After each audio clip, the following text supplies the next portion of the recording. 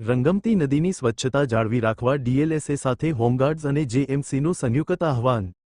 જિલ્લા કાનૂની સેવા સત્તા મંડળના ઉપક્રમે અને હોમગાર્ડ્સ તથા જેએમસીના સંયુક્ત ઉપક્રમે જામનગર જિલ્લાના લોકો માટે રંગમતી નદીની સ્વચ્છતા જાળવી રાખવા માટે એક રેલી અને સંદેશા વિતરણનો કાર્યક્રમ આદર્શ સ્મશાન પાસેથી શરૂઆત કરીને સિદ્ધનાથ મંદિર સુધી આયોજિત કરવામાં આવ્યો, જેમાં ખાસ કરીને જામનગરની રંગમતી નદીને ગંદી થતા બચાવવાનું આહવાન ડીએલએસએના સચિવ શ્રી અનિકેત શુક્લા સાહેબ અને જિલ્લા હોમગાર્ડ્સ કમાન્ડન્ટ ગિરીશ સરવૈયા દ્વારા લોકોને આપવામાં આવ્યું।